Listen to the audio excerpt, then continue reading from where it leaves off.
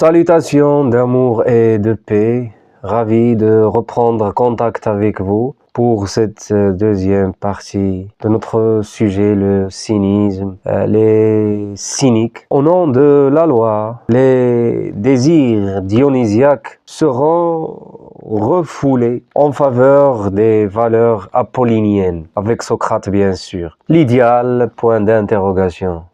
Pour gérer les rapports sociaux dans la cité, en période de décadence. Il suffit de lire le Phédon pour découvrir cette adéquation avec les évangiles, méprisant le corps, méprisant le monde sensible. Le sage gouvernement de Dieu sur la création, la bizarrerie, l'exception à la norme, la singularité, point d'interrogation. Est-il juste de revenir à soi? Est-il juste d'être tiré du néant, être partagé entre le néant et l'être? À la manière du chien, Diogène se placerait donc à faire tomber les masques de la vie civilisée des valeurs collectives. L'homme est premièrement un individu. La nature humaine est individuelle. C'est notre homme, c'est l'homme ici et maintenant. C'est cet homme dont on parle. Le sentiment est quelque chose de complètement personnel. Les noms, ce ne sont que des conventions. Les sensations, point d'interrogation, que des mots. L'esprit authentique du moi, point d'interrogation. Le langage, point d'interrogation. Et même l'esprit, point d'interrogation. Qu'est-ce que la réalité en réalité? C'est-à-dire en chair, en os. Admettre sans critiquer, porter un jugement de valeur sur ses propres actes, au regard des impressions que produit l'autre sur nous.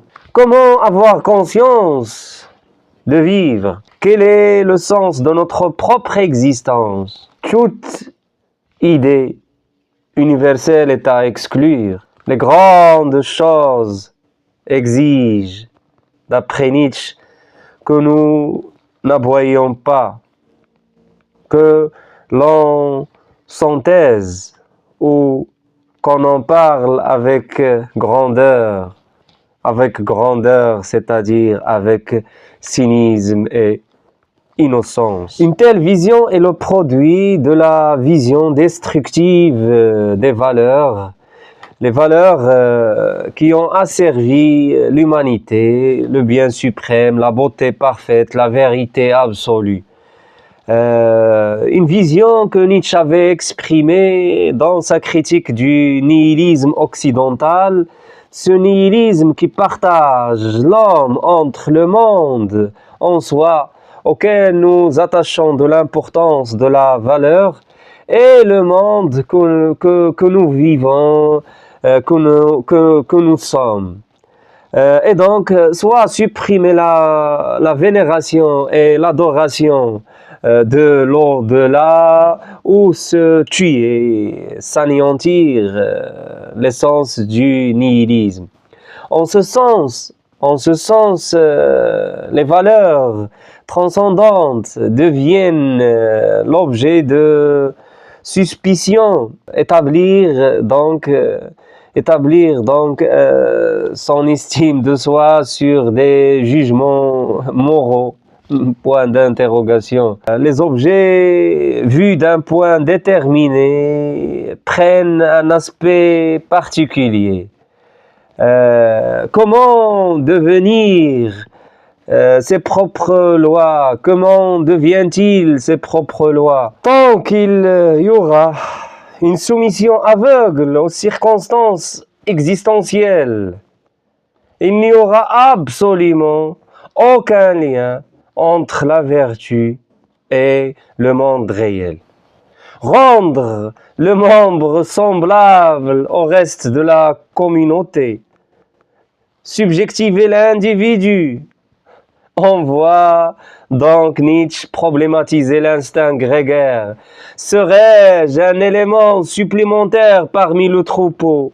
L'instinct d'un langage absolu, d'un langage commun.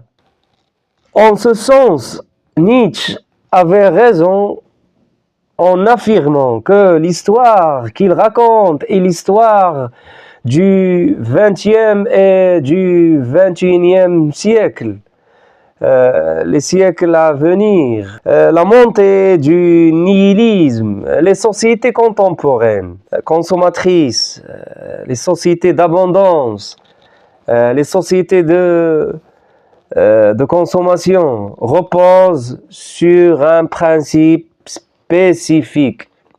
Elles ont les mêmes besoins et les mêmes aspirations.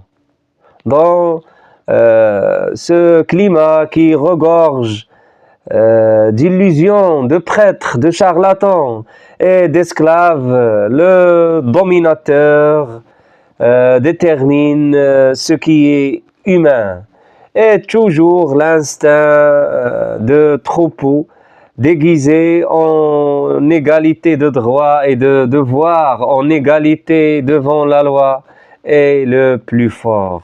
Cette tromperie, cette déformation proviennent principalement du désir de contrôler les gens, les protecteurs de la vertu, les sages, l'élite sage, jouent donc le rôle de gardien, de berger. À cet égard, Nietzsche se demande d'après quel droit on emploie la violence contre l'immoralité? D'après aucun droit, mais fondamentalement et conformément à l'instinct grégaire, à l'instinct de conservation. Les mêmes classes se servent de l'immoralité lorsqu'elle leur est utile, d'après Nietzsche.